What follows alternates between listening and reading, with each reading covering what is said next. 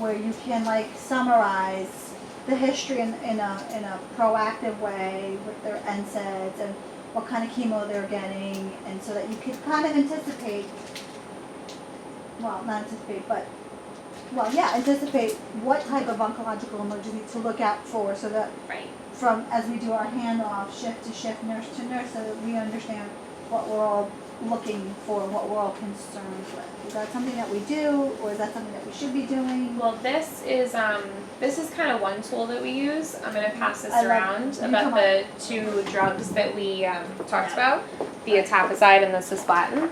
This is the website ChemoCare. Right. So we usually print this out based on what the patient's getting, and we pass it off nurse to nurse, so And that that we all know what the discusses medication what is, emergencies to what look the out side effects are. Right. Oh, okay, good, things so like you that. kind of are Yeah. doing something. I was Like just that. gonna say ChemoCare, like, Yeah, it's a Yeah. weird website. when I get there in the morning to give chemo, like, I go to ChemoCare, I print it out and see like normal side effects, the nadir phase is really important, all those things, lab values, and you have to look up the same things, Perfect. and Yep. I feel like ChemoCare is like the best. It is, that's like our go-to, site. And you guys have access to this right on your computer? Yeah, You yeah. Google You it? can Google it, Yeah. even. And everyone Another, knows that, and it's a pretty standard practice that everyone Yeah. uses That's this cool. site? Yeah. Websites, yeah. Another really important thing I know I've found in giving chemo is talking to the physician. That one case that we had, the one for 5 days with the bicarb and all that, when we started it, I know I was able to talk to Dr. Goldberg, and I asked him, like, listen, you have us doing lab work every 4 to 6 hours, but like, why? What am I looking for? Like, what are you concerned about? And that was really helpful, because he was able to, break it down and explain the risk for tumor lysis and what do we see and when to call him. So that was like huge. Yeah. So that's another, really important thing. And you It's do just that with the oncologist? talking to the Yeah. oncologist, yeah, and seeing what they're concerned about.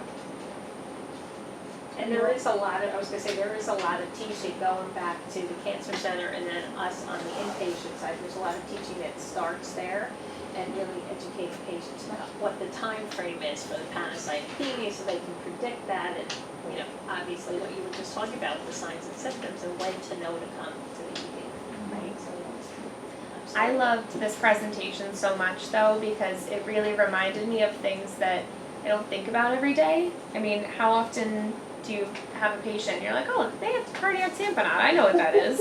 I mean, you just don't. So it's such a great reminder that, if they're having these symptoms and I know they've been getting chemo and they got radiation to their chest, like, oh, maybe let me listen to their heart sounds again. Like, I wonder if there's something that jumps out at me.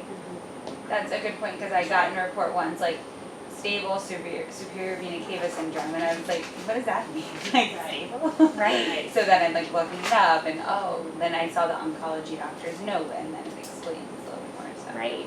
And like DIC, I've heard of it in the acute phase, but I didn't necessarily Right. realize that could be a chronic thing. Yeah. So, like, to know that they have DIC, I feel like I'd walk in their room and expect them to be like bleeding out from every orifice. Right. So it's a good I thing was to gonna think say, I of. used to work on a medical oncology unit at Sloan Kettering that was very similar to the sixth floor, except we had bone marrow transplant, and we would have DIC patients right on the medical unit. So you would be assessing, and they would be bleeding and clotting at the same time.